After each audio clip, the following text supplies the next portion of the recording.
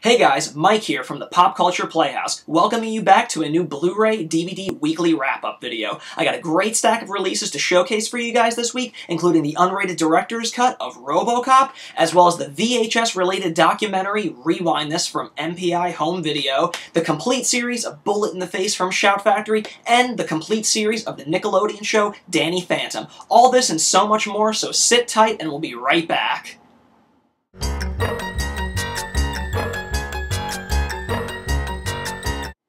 Alrighty guys, and welcome back to the Blu-ray DVD Weekly Wrap-Up. The first title we're going to be taking a look at this week is the complete series of Bullet in the Face. This short-lived Canadian production actually aired in America on the IFC channel. It only ran for 6 episodes as it was originally intended, and it was created by Alan Spencer, most famously known for Sledgehammer.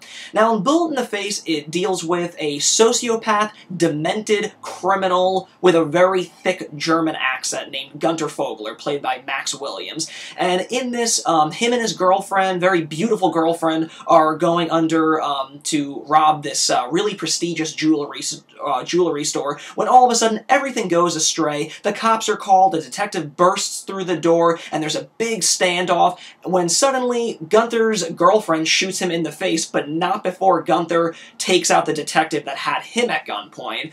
Some time passes and Gunther wakes up in a hospital to only find out that he has actually been rescued back to life, but his face that he once knew is no longer there, and his face has actually been transplanted with the detective that he had killed. So now with this, new persona, if you will, he's kind of taken under the cops' wings to kind of infiltrate his old gang, and more importantly, Gunther sees this as a way to kind of get to the bottom as to why exactly his beautiful girlfriend would shoot him in the face to begin with. So that's basically the basic plot gist of Bullet in the Face, but having never heard about this show until I was sent it to review, I really didn't know what to expect, but upon putting it on, I was quickly just hypnotized by this show. It's so funny. I mean, it is brutally dark. It's really action-orientated. I mean, it is like the craziest wild graphic novel you can imagine come to life times 10, really. I mean, I just feels like, you know, it takes a lot of, you know, those popular trends that were kind of portrayed in graphic novel adaptations like Sin City, but just given a very twisted, dark, comedic edge to it that Alan Spencer just knows how to do so magnificently.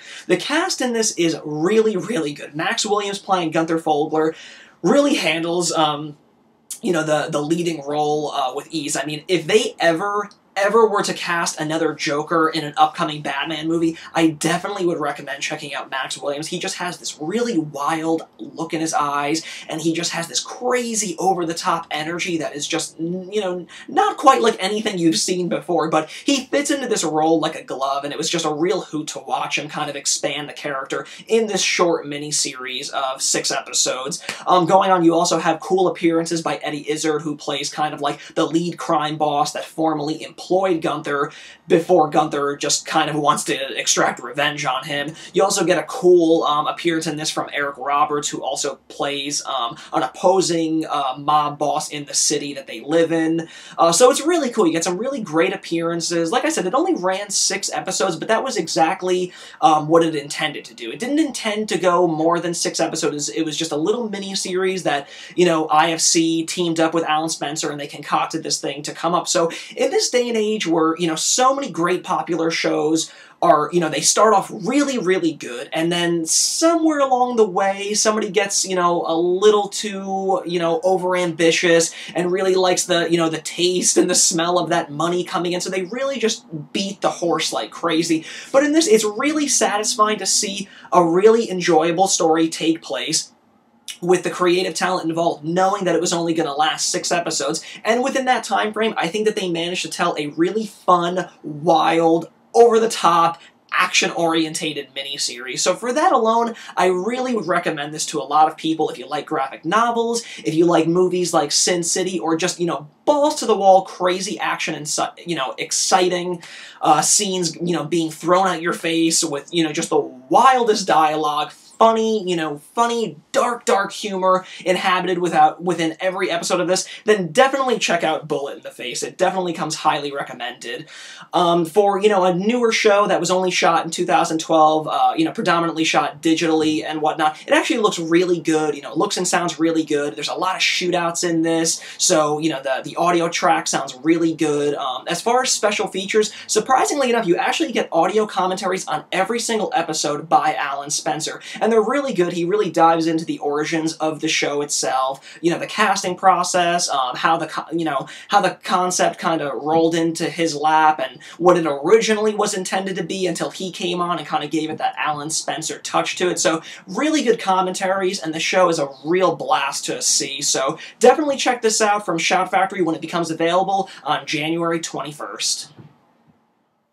Alrighty guys, and the next title we're going to be taking a look at is actually one of my favorite films of all time. Coming out from MGM January 21st, this is the unrated director's cut of Robocop.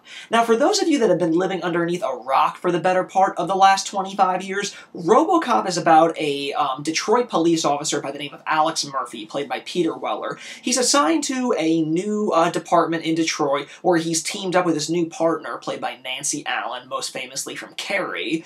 And before long, they infiltrate a group of thugs and track them down to an abandoned warehouse where some pretty unfortunate things happen to Alex Murphy. It isn't before long until this company by the name of OCP intervenes with Murphy's remains and kind of takes whatever's left of him and transforms it into a crime-fighting cyborg named Robocop.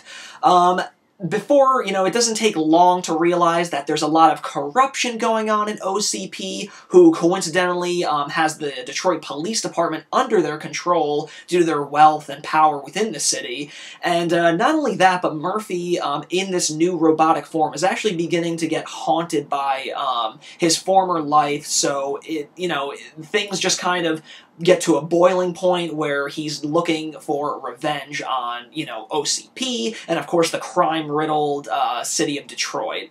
Now, this is a film that, I mean, I grew up loving. I mean, it's been there ever since I was born, and I grew up loving this. I loved the sequels, although some people might not agree with me there, but the original Robocop, directed by Paul Verhoeven, is, without a doubt, one of the greatest achievements from the 1980s. It's just a solid piece of, you know, sci-fi action cinema. And, you know, one of the greatest strengths about this that I think is even more potent today is just, you know, the social commentary that this film makes. It's just very potent, especially in 2014, and the things that they were saying now as far as, you know, corruption and, you know, capitalism and everything going on there. And they just kind of present it in a very dark, you know, dark, humorous way, you know, intermixed with, you know, the cyborg and all the crime that's going on in Detroit. It just works so brilliantly. I mean, it's just such a well-written screenplay, beautifully directed, and all the principal characters in this are just phenomenal. Peter Weller as Robocop is great. I mean, he just, you know, this is an iconic role, and this is definitely the role that he will be remembered for.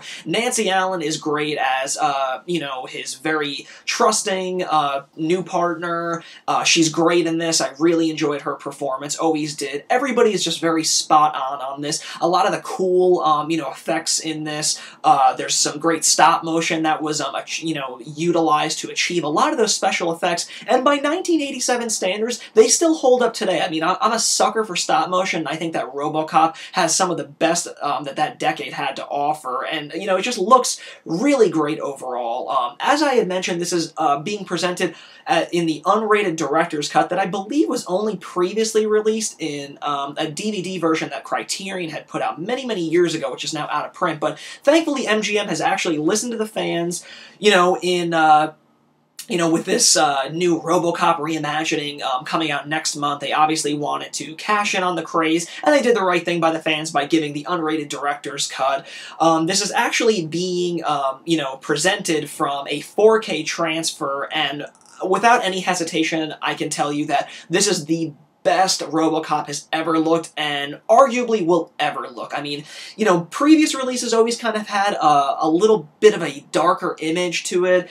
Things are definitely more, you know, lightened up in this one, which I think was, you know, the original director's intent and how it originally looked in cinemas. Nonetheless, it looks beautiful. It's very clear and crisp. The detail is very rich in people's facial gestures. You know, the chrome, you know, look of Robocop's suit is very sleek and really shimmers off your screen, and all that 1080p glory. Sounds really remarkable. I mean, you know, with this being what it is, lots of shootouts going on in it, a lot of, you know, chaos and explosions, and it comes across very, you know, loud and robust, which is exactly what you would be hoping for in this.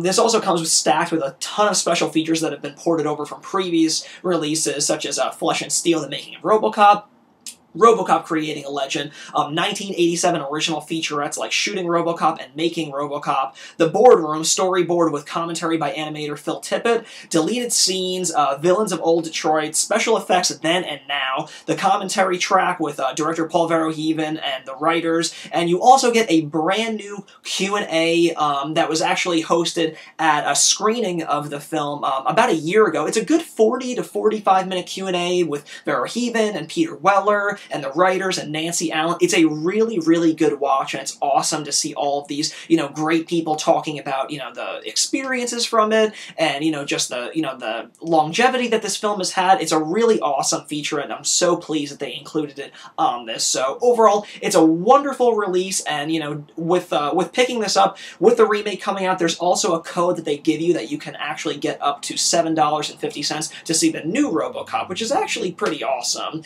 So with all that said, let's go ahead and take a look at the packaging. As you can see, this is somewhat reminiscent of the image that Robocop had on the original one-sheet poster, but it's a little updated. I like it. It's very, you know, clean and, you know, straight to the point. Boom, right there in your face. And then on the back, you get some nice images of, you know, like a side profile of Robocop, and of course they list all the special features right down here with the plot synopsis. And then when you open this one up, you get some nice disc art of Robocop and the OCP logo right there. So, without a doubt, guys, one of the best films, sci-fi films to come out of the 1980s, and one of my personal favorites, and MGM's unrated director's cut of the film is the definitive version to pick up. So definitely check it out when it becomes available January 21st. Okay guys, and the next title we're going to be taking a look at is a very exciting one coming from Shout Factory January 21st, and it's the complete 5th season of NYPD Blue. Having been all but abandoned by 20th Century Fox for the better part of 8 years, Shout Factory has finally come to the rescue of NYPD Blue and is putting out the long-awaited 5th season, comprised of all 22 original episodes from that season. Now, for those of you that don't know, NYPD Blue centers on, you know, a bunch of cops and detectives working in the 15th precinct of Manhattan, where, you know, tons of crimes and homicides and whatnot take place. So it is, of course, their job to, you know, crack these cases, and it basically follows these characters and all of the different plots over, you know, over the course of a few episodes each time, but it's always been a really enjoyable show, a great cop drama created by Steven Bochco, but really, really, you know, beloved show that lasted a very impressive 12 seasons during its original run. But Season 5 took place during the 1997 to 1998 year frame, and like I said, this actually comes with all 22 episodes from the original season, and in this season you actually have cool guest appearances by people like Mos Def, Anthony Anderson, and Terrence Howard. So, all that said, let's go ahead and take a look at the packaging on this. Really like that they're continuing, you know, with the similar theme of the Fox releases, so there's a bit of a consistency in the kind of images that you're seeing there. You know, all the core cast right there with, you know, the very iconic NYPD Blue logo right there. And then when you turn to the back, you know, very cool description of what the show is about and what you're going to be seeing in this exciting season. New York's finest are back.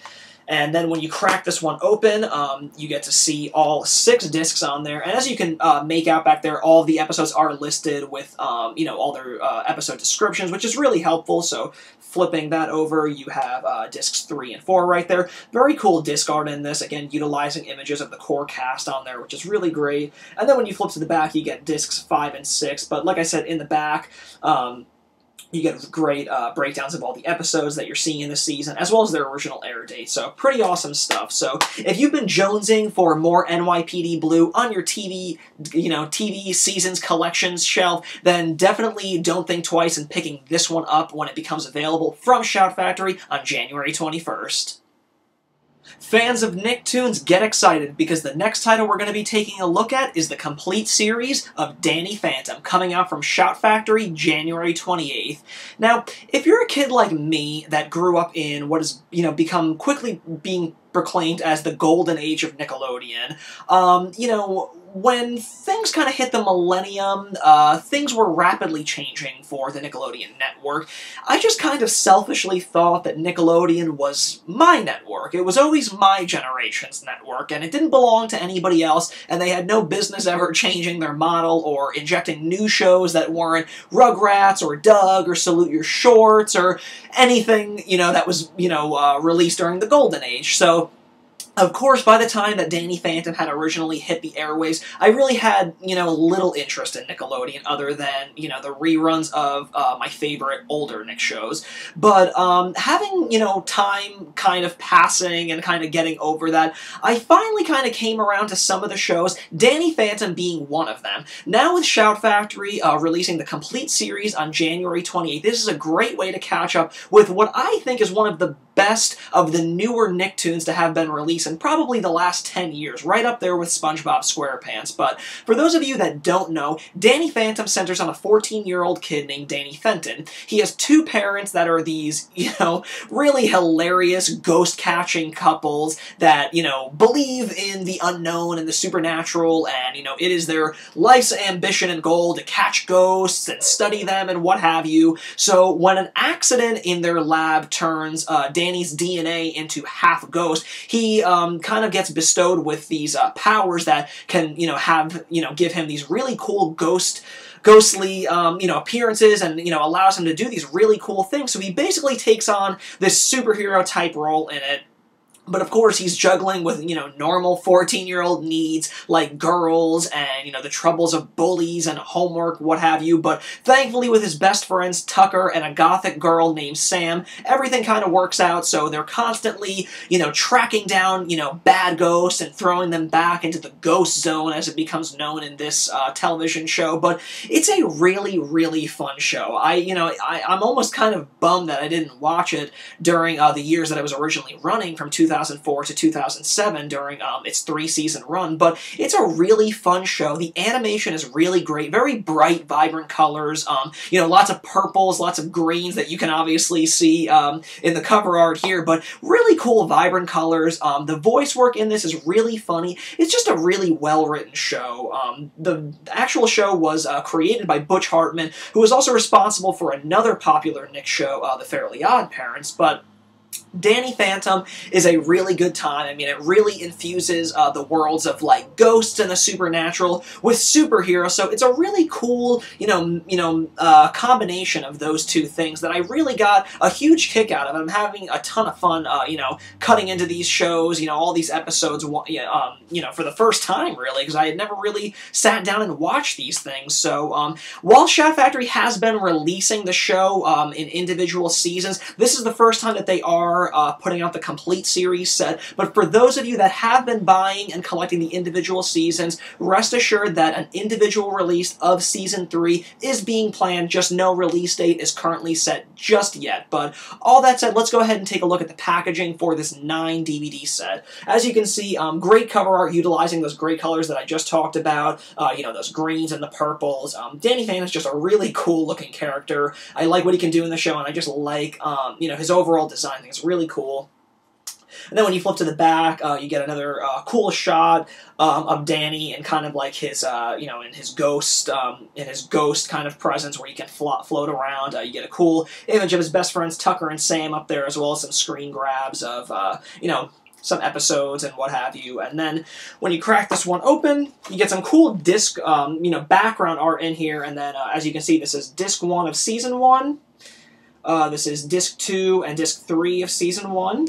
And then disc 4 of Season 1, and then over here kicks off Season 2, and you get disc 1 of Season 2, then followed by disc 1 of Season 2, Part 2, because after Season 1, that's how they were breaking down the seasons. They were doing Part 1 and Part 2 consisting of the entire second season.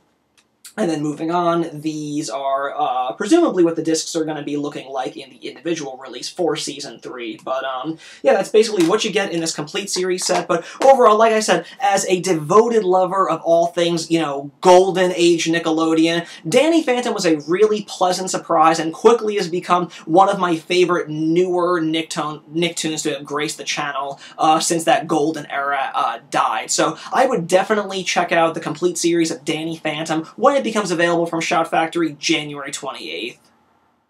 Okay guys, and the next title we're going to be taking a look at is actually a personal pickup of mine, and it's the long-awaited documentary of Rewind This. Now, this documentary actually shines a light on the VHS boom that took place predominantly in the 1980s, so if anybody can look back fondly on those times and remember what it was like to go into a video store and rent a video cassette and think back on all the great times and great experiences you had renting stuff, this is the documentary for you. It's just a really great, well-balanced, informative documentary that, you know, touches on so many, incredible aspects in its 90-minute runtime. They talk about the war that was taking place between Betamax and VHS at the time. Ultimately, VHS won on that. They also talk to, famed artists that drafted so many great VHS covers that really became, a big, decider for us when we were, trying to figure out what to rent on certain nights. So it's really cool to have them talk about it.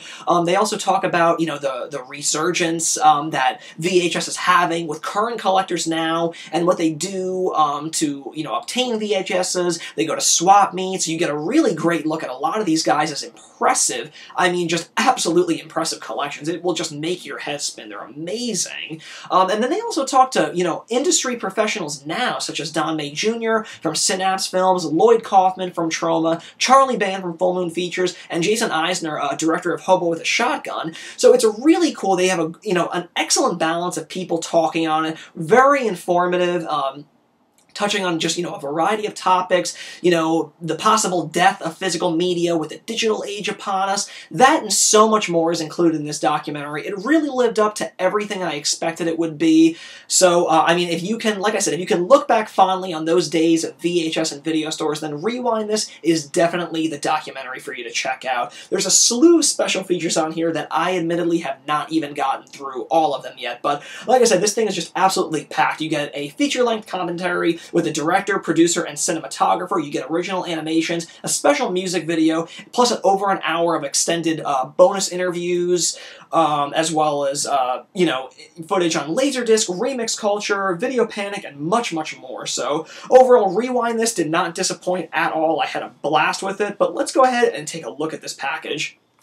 I absolutely adore that cover art. That is exactly the kind of art that, roped so many of us in when we would be scanning the video shelves back in the 80s and 90s for videotapes. So I think they really captured, everything that made that special. It's just a very cool, well done, painting. So I love that. And then when you go to the back, of course, they give you a description of what the movie is, some 2 minor screen grabs on there, and of course a list of all the special features that are found on this disc. And then when you crack it open, you get some really cool disc art that mimics that great poster art that you saw before. But like I said, if you're a fan of movies and the VHS era that I at least can look back on with fond memories, then Rewind This is the documentary that you need to check out. It's available right now. Okay guys, and as we get to the end of this weekly wrap-up, I'm going to showcase another personal pickup of mine that I scooped up in the last few weeks, and it's from 20th Century Fox, Runner Runner. While I wasn't originally swayed by the marketing campaign or the theatrical trailers for this, just something compelled me to pick this up on release day. I'm not sure why, because it seems like the majority of people weren't very swayed by this movie. They thought that it was a pretty awful one, and just kind of a waste of time, but something about this just kind of intrigued me, and I think that it had a lot to do with the director. But before I get ahead of myself, Runner Runner centers on Justin Timberlake, who plays a Princeton grad student who kind of bets it all on an online poker game, and it isn't before long that he loses it all. Since he's a bright guy, he quickly sees that he's been swindled and cheated out of his money, so he takes it upon himself to head to Costa Rica and confront this big gambling tycoon face to face, who is in fact played by Ben Affleck in the film. Ben Affleck quickly sees the potential and the smarts on Timberlake, so he kind of takes him under his wing and sees if he wants to work for him.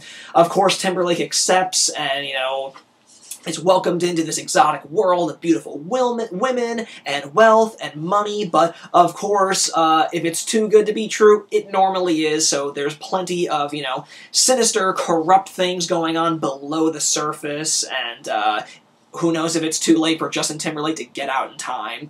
But, people were just really brutal on this movie, and I guess I can understand why, because the trailers didn't make it seem like it was going to be all that special, but something about this compelled me, and I think that it had to do with the director, Brad Furman, who I really enjoyed his last work in The Lincoln Lawyer. I think that he directed the hell out of that movie, and he really had a great cast to boot in that with Matthew McConaughey, but, this film, while it didn't have as great of a cast as The Lincoln Lawyer, there was a lot of good things going on, and I mean, Ben Affleck has been on an unbelievable role the last few years. I mean, he's phenomenal, and I think that his appearance in this, while not as big as you would think, definitely added some clout to the film. Justin Timberlake is actually pretty decent depending on which film he's appearing in. I thought he was hilarious in Bad Teacher. I thought that he was utilized the best in The Social Network, and, for what it's worth, I thought that he gave a pretty good boo-boo voice performance in Yogi Bear.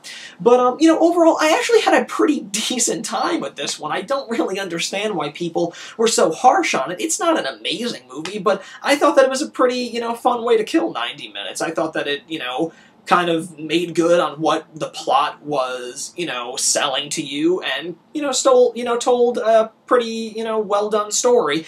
Like I said, it's not going to win any Oscars or kind of make anybody's best favorites list, but I thought that it was a pretty enjoyable movie. I mean, I wasn't disappointed, but then again, I didn't really have any expectations for the film. I just kind of let it run and see how it went. So I had a pretty good time with it. So I just kind of wanted to showcase it here because I've just been noticing that it's been getting so much negative criticism. But yeah, at least for me, I didn't feel that way. I thought it was actually a pretty okay time. As a new film shot for 2013, it looks beautiful. The 1080p transfer looks remarkable, especially in the exotic locations of Costa Rica.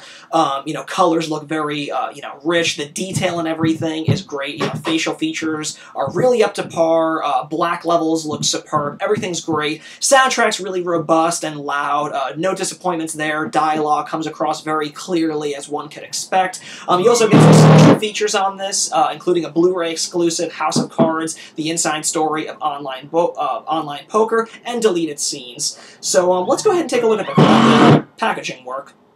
As you can see, there's a slipcover on this one that showcases Justin Timberlake, Ben Affleck, and the very beautiful Gemma Arterton. And then when you remove that, you get the same image. You get the same image on the front, and as you can see, this is a Blu-ray DVD digital copy pack. And then when you flip it over, you get some cool screen grabs, and also, the plot of the film. Crack this one open, get some pretty cool disc art, utilizing, kind of like some playing cards. You get the digital copy code, and then when you take that off, you get the DVD on the reverse side. Again, nice disc art on this one, but, overall, while a lot of people had, a lot of negative things to say about this one, I wasn't too disappointed about this. I think it met, basically the expectations I was expecting it was going to be based on the trailer and the plot. So, overall, if you're willing to take a chance on it, check out Runner Runner. Okay guys, and before we get to the final title for this week's weekly wrap-up video, I just want to apologize because I know that there's probably been some loud noises coming on, just getting some minor construction work done to the house, so bear with me as we complete this week's weekly wrap-up. The last title we're going to be talking about was just released this past Tuesday, and it is a personal pickup of mine, and based on good buzz and good recommendations, I decided to take a chance on You're Next from Lionsgate.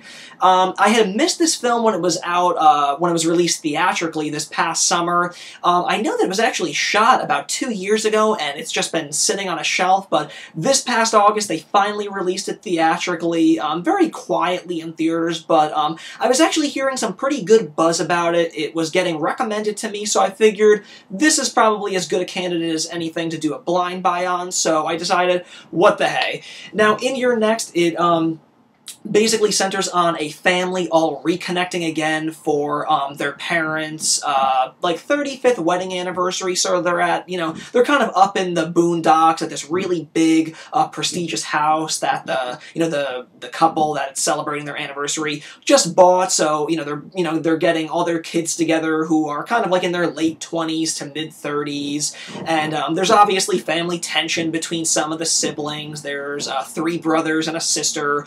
Each of them bring their significant others with them, and it isn't before long that as they're sitting around for their first dinner of the evening, these men in masks start attacking the house with crossbows and everything, and they're all donning these masks that you see on the cover of this Blu-ray. It's very, it kind of follows similar trends of other home invasion films, and I'm a big fan of home invasion films, so this one, coming, recommended to me, I was really excited and looking forward to checking this one out.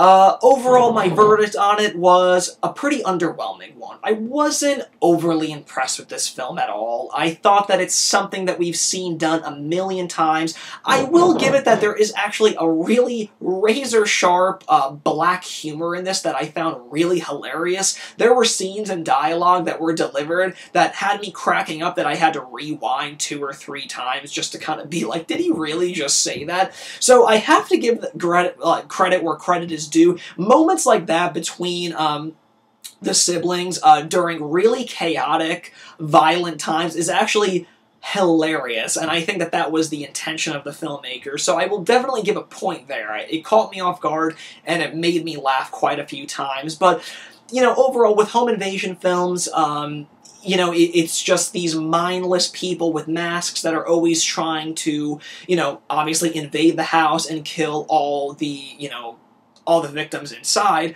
And that's basically what you get here.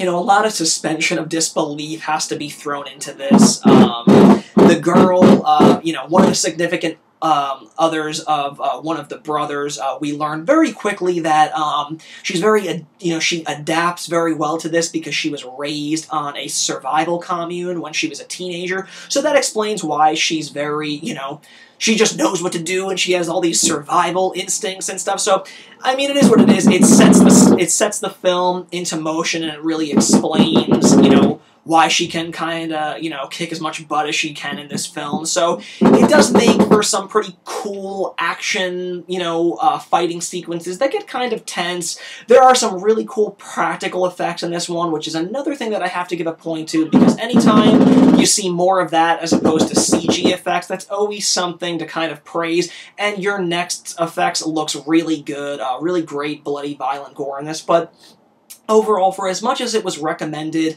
and the good buzz that it had going for it, this one didn't really do much for me. I just kind of walked away underwhelmed. I thought that the twist ending at the end wasn't really twisty. I was just kind of left with a sort of a that's it kind of explanation. I mean, it didn't really impress me in the least, but I know some people really dug this film. This one didn't do much for me, and I think in time it's going to be a film that kind of is, silently forgotten. But that said, you do get some pretty cool special features, including a No Ordinary Home Invasion, the making of your next featurette, which is like a 10-minute featurette behind the scenes with, the filmmakers and, some of the core cast talking about, the film itself. It's pretty cool. You get some cool footage of that character, the female that has all the survival instincts, training and fighting, which is kind of cool behind the scenes, like fly on the wall stuff that you don't normally get to see in these featurettes.